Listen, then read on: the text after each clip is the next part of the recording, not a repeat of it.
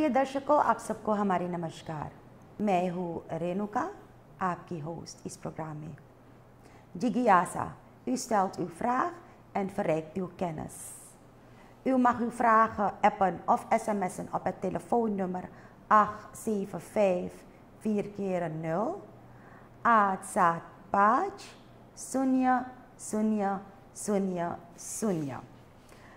Kijkers, indien uw vragen nog niet beantwoord zijn geworden, twijfelt u niet, schroomt u niet, hebt een klein beetje geduld. Er komen dagelijks tal van vragen naar binnen, waarbij het iets langer duurt om deze dan te beantwoorden in onze episodes. Want zoals u weet is ons programma om en bij 45 minuten lang.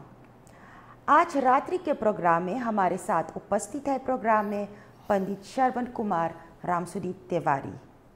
पंडित जी नमस्कार। नमस्कार रेणुका जी, आपका स्वागत है programme में। बहुत बहुत धन्यवाद। कैसे हैं आप? हम ठीक हैं, आप कैसे हैं? मैं ठीक हूँ, आपने बुलाया और मैं हाजिर हो गया। तो हमारे आखिरी एपिसोड में जी, जो हम लोग ने बात की थी periode van de vrouw, हाँ जी, वो episode laat me het zo zeggen, हमने बहुत कॉम्प्लीमेंट्स पाए हैं उसी एपिसोड के। अच्छा, लोगों ने भी बहुत उसके बारे में चर्चा किया, बात भी की, क्योंकि पिछले सप्ताह में मुझे लगा कि जैसा कि एक टॉपिक हो गया था। हाँ। और इस पर चर्चा किया जा रहा था और मैं इस बात से भी मुझे मालूम है कि कुछ लोग हैं जो शायद सहमत न हो, मार वतिस या और सनातन धर्म ने जो विधि और निषेध बताया है, हमारे ऋषियों ने जो बातें बताई हैं, उनसे फिर पता लगता है कि उन्होंने सोच कर, समझ कर और फिर इन बातों को हमारे लिए बताया है कि जब स्त्रियाँ रजस्वला जब होते हैं, जब वे रजो दर्शन करते हैं, तो फिर उन दिनों में उन्हें अपने शरीर का अधिक से अधिक ध्यान देना चाहिए. En u vertelde ook, ik heb ook gekeken naar het interview met de arts. Dus wetenschappelijk is het ook zo een beetje de zaak benaderd. और उससे जाहिर होता है कि जो ऋषियों ने आदेश दिया है, उन आदेशों का हमें पालन करना चाहिए. और इन दिनों में वे पूजा पाठ मानसिक रूप से अपने बिस्तर पर बैठे हुए या अपने जगह पर जहाँ वे बैठी वे कर सकती हैं, मार प्रत्यक्ष में फिजिक रूप से उनके लिए हमारे शास्त्रों ने कहा है कि फिर वे इन दिनों में ऐसा ना करें. हाँ. उनके लिए अच्छा है कि वे बिल्कुल फिर शुद्ध हो जाए, स्नान कर लें, ऋतु स्नान कर लें, उसके बाद फिर वे अपने दैनिक क्रिया में प्रवेश कर सकते हैं. तो पंडित जी, हमको भी दो बेटियां हैं. हाँ जी. एक op dit moment is ze al 20 jaar. अच्छा. तो ये जो menstruatie के सब्जेक्ट जो हम लोग ने बात की थी लास्ट एपिसोड में, तो एक सवाल मेरे मन में आया और वो है कि अगर मेरी बेटी का ब्याह तय हुआ है और je hebt eigenlijk al betaald voor de orkestra, je zaal is al ready, और जिस दिन उसको मंडप में बैठना चाहिए en ze wordt aangesteld, hoe gaan we dan daarmee om op die dag? मुझे लगा था कि आप ये प्रश्न पिछले कार्यक्रम में करने वाली थी और क्योंकि ये प्रश्न आपका आज का नहीं है. Het is niet iets dat u vandaag stelt en dat dit iets nieuws is. Nee, ऐसा होता है in het praktijk. Maken wij dat mee? En dan moet je dan met een oplossing komen. क्योंकि बेटी का विवाह वर्षों पहले तय हो जाता है. कम से कम 1 वर्ष 2 वर्ष पूर्व पहले तय हो जाता है. आप अपने पंडित पुरोहित के पास जाते हैं और मुहूर्त अनुसार ज्योतिष में जो विवाह के जो तिथियां महीने जो दिए गए हैं, उनके अनुसार फिर आपने मुहूर्त तय कराया है कि अमुक तारीख को फिर हमारी बेटी का विवाह होगा और फिर उसके लिए फिर सारा योजना बनाया जाता है। We beginnen dan met de voorbereiding, al die dingen wat u daar net opsomde, तो सब करते हैं। हाँ। निमंत्रण पत्र छापना पड़ता है, फिर देश विदेश से लोगों को आना है तो उनको भी बताना कि देखो बेटी का विवाह जून के अंत में या जुलाई के प्रारंभ में होगा, आपको आना है, आप बुआ है या मामा को आना है, al die dingen. Het huwelijk is niet iets van een half uurtje. Klopt. हमारे यहाँ विवाह को यज्ञ कहा गया, het is een hele grote यज्ञ। Ja. En vandaar dat al die facetten daarbij horen। तो बहुत सारा योजना बनाया जाता है। एंड गांधेवeg तारीख नज़दीक आ गया और पंडित भी घर पर आ गया और मंडप स्थापना करना है, मंडप भी स्थापित हो गया है। उसके बाद फिर विवाह के दिन पंडित भी आ गए, बारात भी द्वार पर आ गया और तब पता चलता है कि कोई आकर घर के जो है माताएं होती हैं या दुल्हन की जो भौजी होती है, कोई भी आकर कान में कहते हैं पंडित जी एक ऐसा प्रॉब्लम, और तब हम पूछते हैं कि mama wat is het probleem? Ja. Want je moet een oplossing dan bedenken of je moet een oplossing zoeken om het probleem op te lossen. Daarvoor zit die pandit daar. En die pandit moet natuurlijk kennis hebben toch, om die dingen dan op te lossen. En die kennis moet je gaan vergaren ergens. En dat zijn uit onze geschriften. हमारे यहाँ केवल एक ग्रंथ थोड़ी है, हमारे यहाँ सनातन धर्म का आधार वेद है। वेदों की बात फिर उपवेद, अपवेद, फिर 18 पुराण, उपपुराण, औपपुराण, 6 शास्त्र, उपनिषद इत्यादि इत्यादि। तो कहीं न कहीं कोई न कोई तो उपचार, सॉल्यूशन, अपलॉसिंग कहीं तो होगा। तो यदि अध्ययन किया जाए तो अध्ययन करते समय wanneer u studeert, dan zult u die dingen tegenkomen. Daarom is het belangrijk dat u elke dag leest, रोज पढ़ो। हमारे केवल घंटी लाने से काम नहीं बनता है, घंटी लाओ दक्षिणा आ जाएगा ठीक, लेकिन ज्ञान केवल वही थोड़ी है, उसके बाहर तो भी हमें जाना है। हाँ। धर्म ग्रंथों को पढ़ना है, जो उनमें जिन तथ्यों के बारे में विचार किया गया है उनके बारे में जानकारी हासिल करना है। तो समय आ जाता है तो कोई कह रहा कि अपनी दुल्हन is ongesteld geworden, रजोधर्म से हो गए, क्या करें। और देखो हमारे यहाँ अच्छे घर की और बहुत सारे देवियाँ हैं, बेटियाँ हैं, जब वे उस अवस्था में रहते हैं तो वो अपने आप वो नहीं जाएंगे, वो प्रसाद तक को भी नहीं छुएंगे। Ik weet of u gemerkt heeft, maar u zult vast wel gehoord hebben, कभी कभी ऐसा ये क्यों है मेरे लिए। कभी आपने सुना है आचार को हाथ लगाने वाली जो महिलाएं होती है, जो रजस्वला होती हैं, अगर वे हाथ लगा देती तो आचार फिर खाने लायक नहीं रहता। Ja, ik heb het ook gehoord, ja। Zelfs कोई आपने वृक्ष लगाया, तुलसी का पौधा या कुछ भी, उसको छू दो वो मुरझा जाती है। हाँ। तो उसका तो कुछ ना कोई तो मतलब होगा। हाँ। कि ऐसे क्यों होता है। तो फिर अगर वो वृक्ष मुरझा गया है, वो आचार खराब हो गया है, तो जाहिर है कि हमारे ऋषियों ने कुछ न सोचकर तो ही कहा है कि इन 4-5 दिन अलग रहो, थोड़ा अपने आप को ख्याल करो, भगवान का तो याद करते रहो, मानसिक पूजन करते रहो। उस समय द्रौपदी जी रजस्वली थी, उन्होंने श्री कृष्ण जी को पुकारा, वस्त्रावतार होकर भगवान आया, वस्त्र दे दिया जब दुशासन खींच रहे थे वस्त्र को। तो क्या करें, आपका प्रश्न है। हाँ, क्या करें, क्या करें। तभी मैंने कहा था हमारे ऋषियों ने उसके बारे में भी चिंतन किए थे, हमारे ऋषियों ने उसके बारे में भी वे सोचे थे। और हमारे ऋषियों ने कहा अगर ऐसी स्थिति आ जाए तो कर्मठ गुरु आदि सभी ग्रंथों में वर्णन किया गया है कि युंजा नाम आहुति यजुर्वेद का मंत्र है, इन मंत्रों से आहुति दिया जाए और आहुति देने के बाद फिर वो लड़की वो स्नान करें, और स्नान कर लेने के बाद फिर वो मंडप में प्रवेश करे। ये एक बात है। हमारे यहाँ यज्ञ से पूर्व वो चाहे यज्ञोपवीत संस्कार हो, वो चाहे बड़े पैमाने पर यज्ञ हो, भागवत आदि यज्ञ हो, तो उन यज्ञों में हमारे यहाँ कहा गया है कि या विवाह भी हो तो उससे पूर्व नांदी मुख श्राद्ध करें, और नांदी मुख श्राद्ध करने के बाद कुछ सप्ताह पहले, 1 सप्ताह पहले नांदी मुख श्राद्ध कर लें, तो बीच में कोई भी दोष आ जाए वो दोष फिर नहीं लगेगा. Daarom moet je dus eigenlijk dan die Nandi Mokshrade doen. En als u die Nandi Mokshrade doet, dan bent u eigenlijk gevrijwaard van eventualiteiten.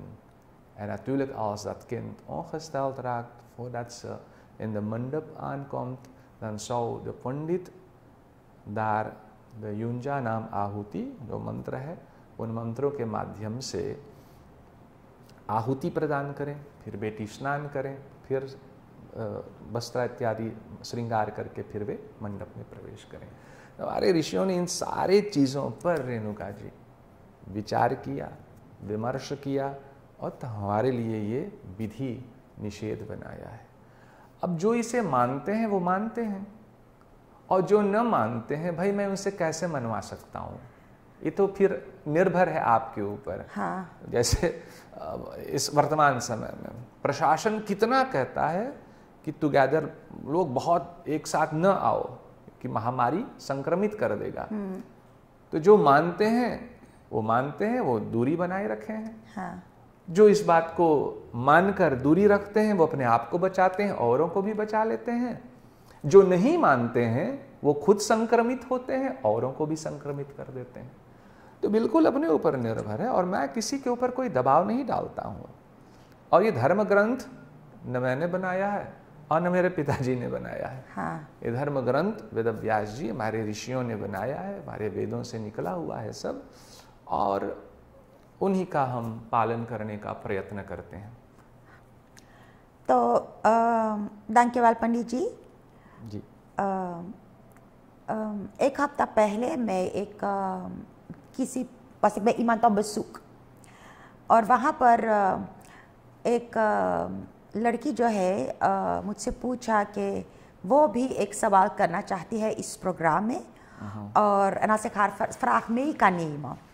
Dus ik dacht, laat me het meenemen. Dat is toch geen moeilijke vraag? Natuurlijk niet. Omdat het dan zo'n makkelijke vraag is en ik denk, ik heb ook mijn eigen denken daarover, dacht ik, neem ik het mee voor u.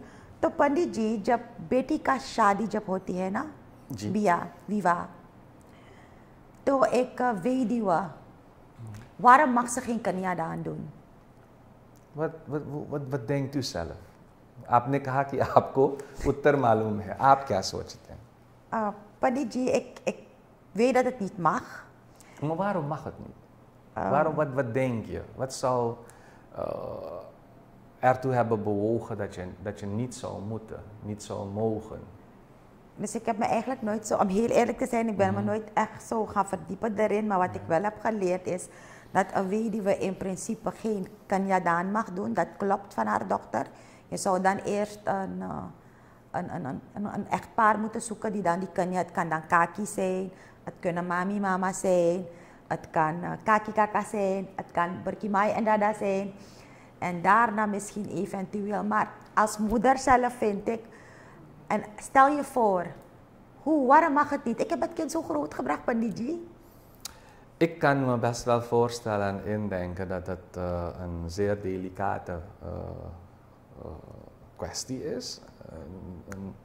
Waarbij je een soort onbehagen gevoel krijgt van, ja, हम अपने बिटिया के जन्म दे ली, मैंने उसे 9 महीने तक अपने कोख में रखा, फिर जन्म दिया, परवरिश किया, पढ़ाया लिखाया, सब कुछ किया, मेरे ऊपर से पति का साया चला गया, अब बेटी का जब विवाह है तो मैं उनका कन्यादान नहीं कर सकती.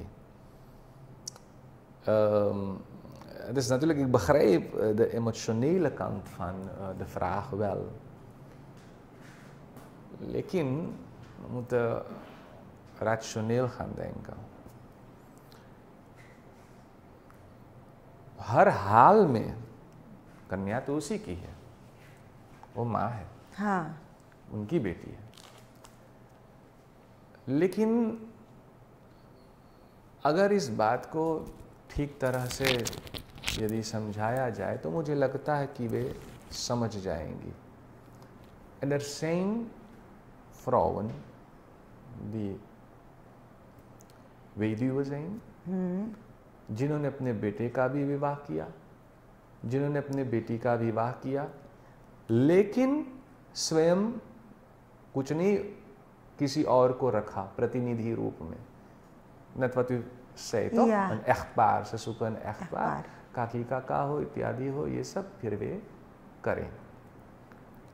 अच्छे घर के जो जिन्हें ये ज्ञान है, जो उनको पता है dat ik eigenlijk een stap achteruit moet doen. Het is niet zo dat ze worden uitgesloten, absoluut niet। नहीं, भगवान के भक्ति में, भगवान के पूजा में, रामचरितमानस में एक बहुत सुंदर दोहा है, पुरुष नपुंसक नारीवा जीव चराचर जोई। कोई भी हो, कैसा भी हो, वे सब भगवान का पूजन कर सकते हैं। हमारे कर्मकांड के ग्रंथों में यहाँ तक विधवा माताएं को तिलक लगाने के लिए मंत्र भी दिया गया है। हमारे यहाँ उनको भगवान शंकर जी का उपासना करने के लिए पुराणों में भी इसका वर्णन भी किया गया है। ये mag eigenlijk niemand uitsluiten om पूजा te doen। भगवान के भक्ति करने के लिए सबका अधिकार है, सब करें। Maar natuurlijk moeten we rekening houden, het gaat hier om een संस्कार। het gaat hier, क्योंकि आज अगर मंदिर जाओ तो किसको आप ज़्यादा देखोगे मंदिर में? मंदिर में आप अधिकतर इन्हीं माताओं को तो देखोगे, हाँ। जिनके सिर से पति का साया चला गया, वही तो मंदिर में अधिकतर आएंगे। अगर उनके लिए भी मंदिर बंद कर दिया जाए, dan hebben we een chaotische situatie। denk ik ook। En dat moeten we niet hebben, en dat wil de Sanatan Dharma ook niet। Maar सनातन धर्म ये बात कहते हैं, हमारे धर्म ग्रंथों में वर्णन किया गया है कि बेटी कन्या की उत्पत्ति करने वाले कौन है, वो चाहे बेटा हो या बेटी हो। Komt toch niet patsboom te vallen? नहीं तो नहीं। माँ और बाप का, पुरुष और नारी का संयोग जब होता है, मिलन जब होता है, तो उसका परिणाम होता है कि बेटा अथवा बेटी जन्म लेते हैं। तो अधिकार अगर दोनों ने संतान को उत्पन्न किया है, हाँ। तो उसका जो दान किया जाए। और एक बात और आपसे बताऊं, आज जो दान होते हैं, en ik weet iedereen gaat mij misschien kwalijk nemen, maar ik moet het zeggen, कन्या कौन है? wij houden toch niet alles bij कि किसने क्या किया, किस इत्यादि, पर विवाह ब्राह्म विधि के अनुसार सब विवाह करते हैं। Ja toch? Dat is één facet apart. Daarover moeten we een keertje zeker praten।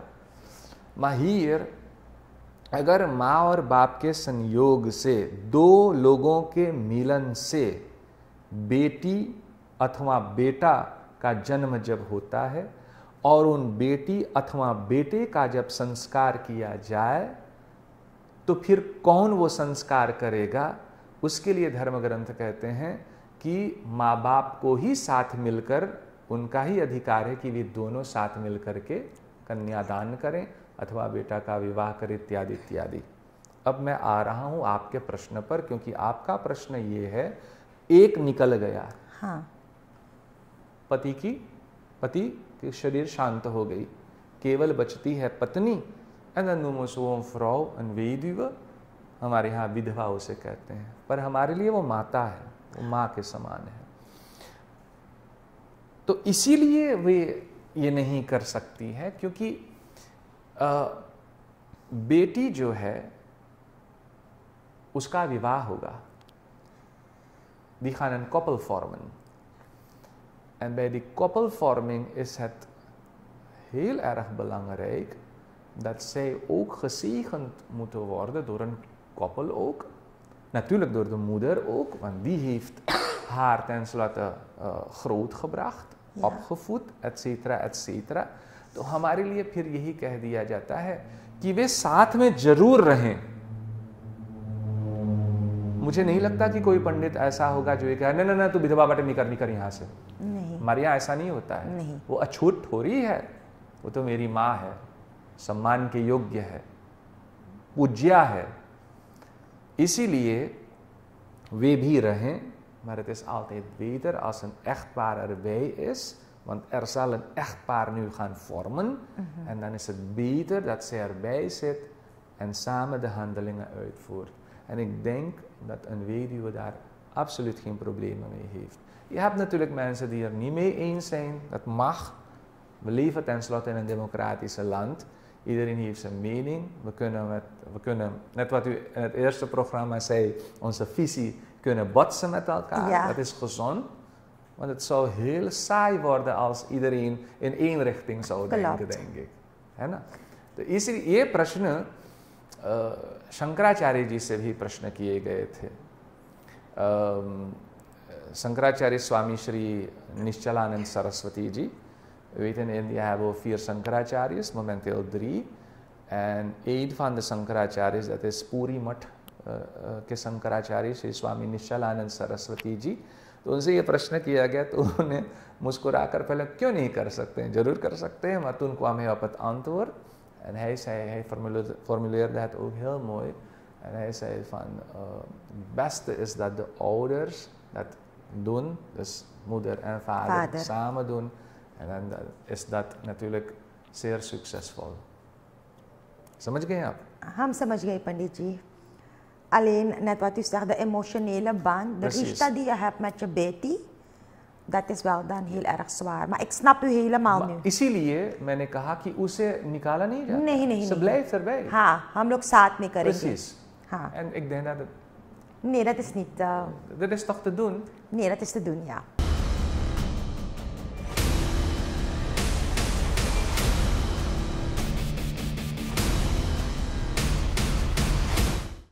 दांकीवाल पंडित जी, ये जो सवाल मैं नहीं पाई थी उस लड़की के, मैं इसका उत्तर ज़रूर ga ik aan haar overbrengen, maar शायद वो इस समय भी television देख रही है, तो ik hoop dat ze heel erg tevreden zal zijn met het antwoord welke u er heeft gegeven, dat onze Sanatan Dharma, onze rishis de mogelijkheid hebben gecreëerd dat de weduwen ook in de Maro mogen zijn en dat zij niet buiten de Maro ergens ver weg hoeven te zijn, maar dat ze heel dichtbij betrokken kunnen zijn. Samen met een echtpaar. Samen met een echtpaar.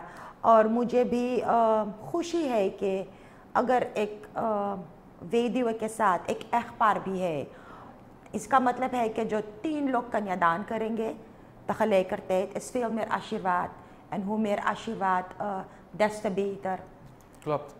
En verder wil ik ook bedanken, of ja, ik wil van hieruit alle dames oproepen, dat indien u gaat trouwen en het merkt dat u ongesteld bent tijdens uw huwelijk, of de ochtend, diezelfde ochtend wordt u ongesteld, hou het niet voor jezelf, maar vertel het door aan de pandit, vertel het door aan je ouders, je bauji, aan een vriendin, zodat de panditji kan komen om deze havan yagya te doen, zodat je eigenlijk ook weer gereinigd wordt. Panditji, मैं सोच रही हूँ कि dat ik het heel goed heb verwoord, toch? Want dat is de bedoeling van zo'n हवन यज्ञ. बिल्कुल, क्योंकि क्या होता है कि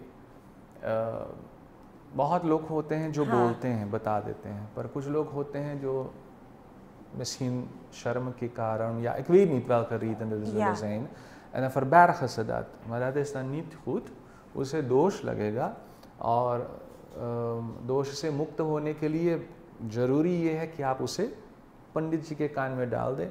वे जानते हैं फिर कि उसके लिए वे हवन कर देंगे, आहुति प्रदान कर देंगे, जिससे फिर आप उस दोष से मुक्त हो जाएंगे. आप स्नान करेंगे, फिर मंडप में आप प्रवेश कर सकते हैं. Dat zijn eigenlijk de mogelijkheden die onze rishis gecreëerd hebben. और सनातन धर्म हमारा जो है इसमें आपको अनेक प्रकार के mogelijkheden आपको मिलेगा. Het is niet dat het dit alleen is. En ik zeg het vaak, je hebt 2 woorden in de Sanatan Dharma. En het verschilt hemelsbreed van elkaar. Je hebt ही, मैं कहूँगा ये ही है. Dat betekent het is dit alleen. Ja toch? Het kan niet anders zijn. Kan niet anders. पर सनातन धर्म कहता है ये भी है. En bij भी heb je veel meer mogelijkheden. En daarom moeten we dankbaar zijn. En dat zeg ik vaker. हम आपको धन्यवाद देना चाहिए ईश्वर को कि हम सनातन धर्म हमारा धर्म है, इसमें हमारा जन्म हुआ है, इसी में हम आँखों को मूंदे तो कितना कल्याण हुआ. क्योंकि हमारे ऋषियों ने हर स्थितिवासी के लिए कोई न कोई व्यवस्था दिया है. उन व्यवस्थाओं को अगर आप अपने साथ लोगे, करोगे, कल्याण प्राप्त करोगे. हाँ, तो पंडित जी सब लोग घर पर कथा करते हैं ना, हवन, यज्ञ, पूजा. तो जब हम पूजा कर रहे हैं घर पर तो मुतवफ़ी ख़तारी से कितने दिन पहले मुतवफ़ी ख़तारी से अमामोत्सव पूजन तसिता. रितेश जी हंस रहे हैं. क्यों रितेश जी हंस रहे हैं? अब शायद उनका विवाह होने वाला तो ये सोच रहे होंगे कि कब से मैं ख़तारी से हूँ. पर मुझे लगता है आपने प्रश्न ऐसा किया है. आपने कहा हवन यज्ञ अगर होगा, कथा अगर होगी, पूजन पाठ अगर घर पर होगी तो हमें फ़िख़तारिस होना चाहिए. मुझे लगता है यहीं पर एक गलती है. Er is hier een foutje. Okay. En dat fout is niet dat wanneer wij een kerkdienst thuis hebben, of wanneer wij een puja thuis hebben, of wij slechts naar een mandir gaan, of naar een yajna gaan, wij dan vegetarisch moeten zijn. Absoluut niet. Iedere Sanatan Dharmi dient vegetariër te worden en vegetariër te zijn, vegetarisch te zijn. Hele leven lang. Hele leven lang. Hele leven lang. Of je nou leuk vindt of niet, maar dat is zo. En waarom? क्योंकि सनातन धर्म ये कहते हैं हमें, और आप Bible में अगर पढ़ोगे तो वहाँ पर लिखा है gij zult niet doden. Nee, klopt. या तो? Ja. सनातन धर्म कहता है अहिंसा परमो धर्म. हम हिंसा नहीं करेंगे, किसी को मारेंगे भी नहीं. तो यदि हम किसी को मारेंगे नहीं, gij zult niet doden, किसी को काटेंगे भी नहीं, तो फिर हम कैसे काट कर खा लेंगे? Dat mag toch niet? Nee, maar wij slachten niet. Wat zei je? Maar wij slachten die kippen niet. Dat mag niet, maar je eet toch?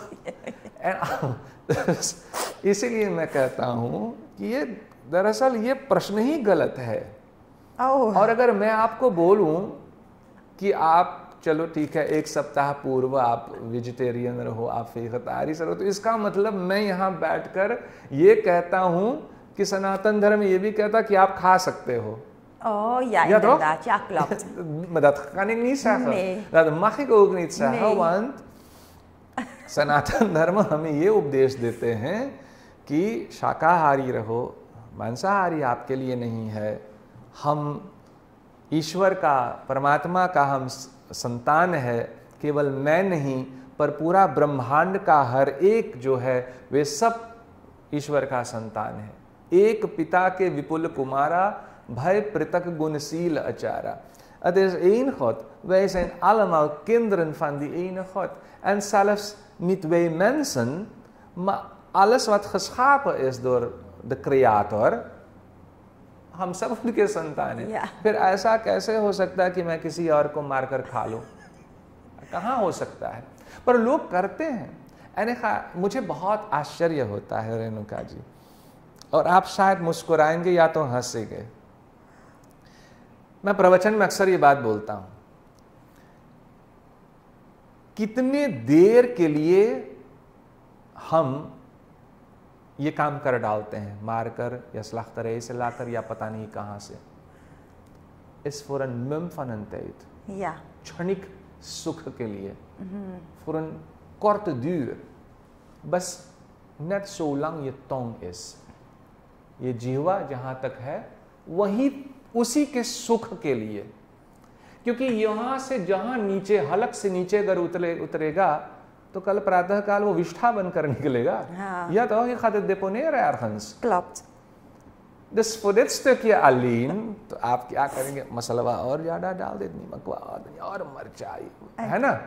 खूब तीता ये करके और तब लोग अनजान बेचारे जानवरों को मार मार कर उनका पता नहीं क्या दुर्दशा करके उसे ग्रहण कर लेते हैं। है ना?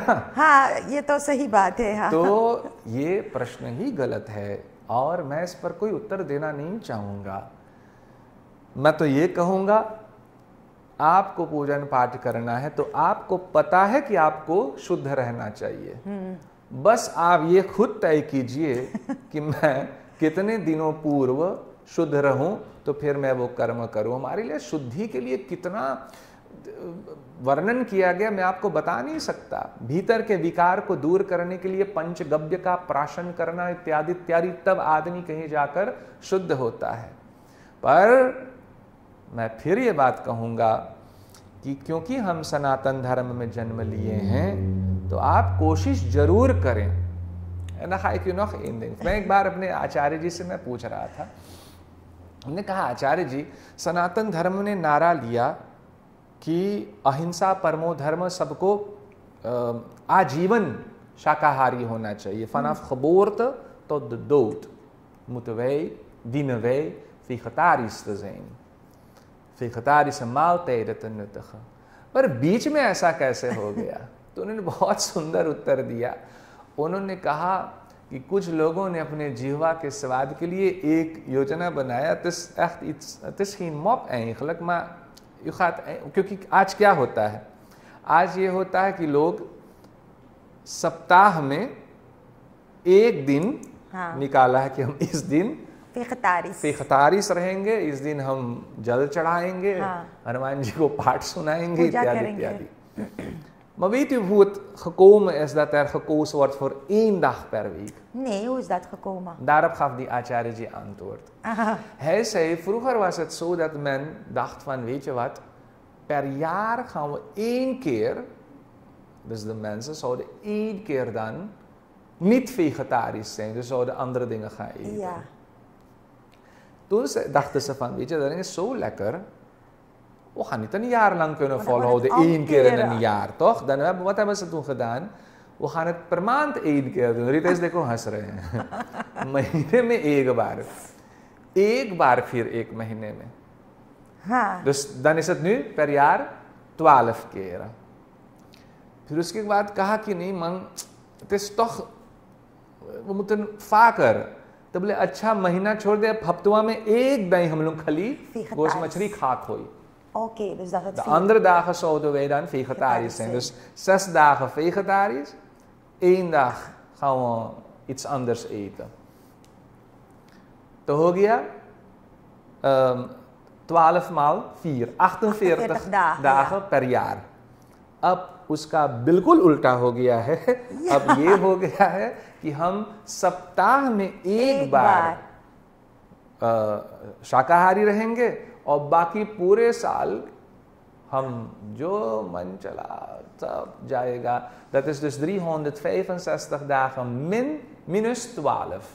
और कुछ लोग होते हैं जो, कुछ नहीं बहुत लोग होते हैं जो नवरात्र का व्रत भी करते हैं इत्यादि इत्यादि, बहुत अच्छा है। लेकिन हमारा प्रयास होना चाहिए कि हम शाकाहारी बने। यानी खायुशा हरे रामा हरे कृष्णा जो beweging है उनमें अधिक सारा niet Hindoestaan भी आ गया है। Ja. Daar praat ik ook over de hele wereld, zelfs in Rusland tot in Zuid-Afrika, overal. En het zijn mensen die niet op u en mij lijken. Het zijn meer mensen van, zeg maar, de blanken, etc. Die mensen zijn helemaal vegetarisch geworden. Ja. Zelfs zover dat zij zich onthouden van uien en knoflook ook. Helemaal puur, rein, shuddha. Ja. En wij Hindustanen, wat doen wij? Dus ik denk कि हम धीरे धीरे हमें भी प्रयास करना चाहिए dat we een beetje afbouwen. Het gaat tijd nemen, maar धीरे धीरे. En u weet ook hoe er gemanipuleerd wordt met voeding. Ja. Ook die buitenlandse dingen die allemaal komen.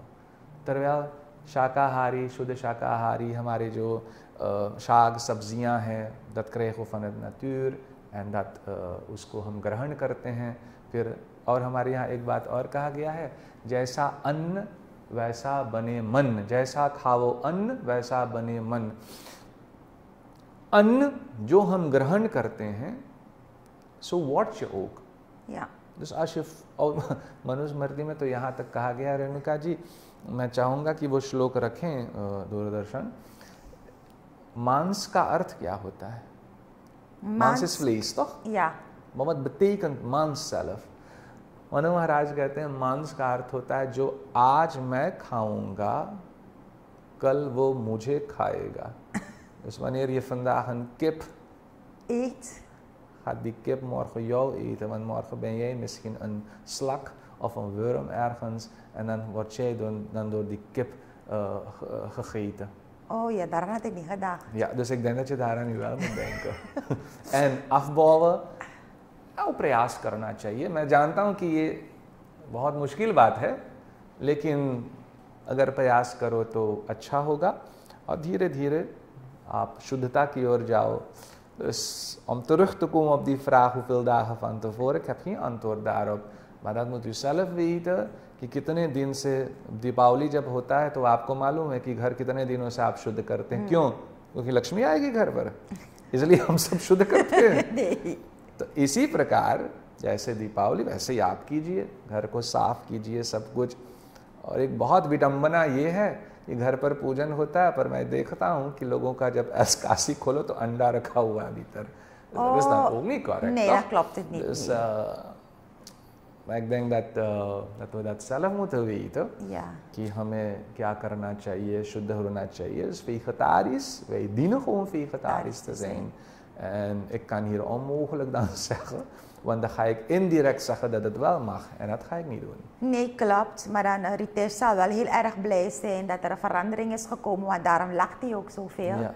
Dat hij dan 1 keer per week vegetarisch moet zijn. Maar misschien moeten we inderdaad als mens gaan werken om veel meer dagen in een week vegetarisch te zijn. Nee, maar hij denkt dat hij nu 6 keer vegetarisch zou zijn en 1 keer gaat eten. dat gaat hij niet doen. Oké. We nemen uw antwoord sowieso mee. Alle adviezen zijn natuurlijk voor ons allemaal. Het is ook een moment waarbij we moeten gaan nadenken van wat willen we ermee gaan doen? Willen we daadwerkelijk richting reinheid gaan? Willen we gaan kijken naar om onszelf rein te maken van binnen?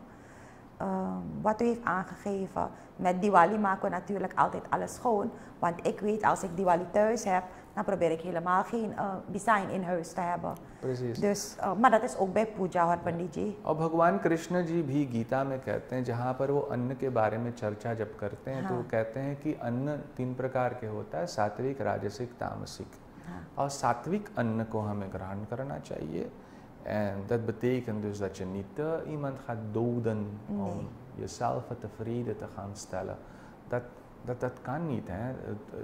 आप खुद सोचिए, आप किसी और का जान लेकर, किसी और को दुख देकर खुद को सुखी बना पाओगे? नहीं बने जी। नहीं। और वो सुख क्षण मात्र के लिए।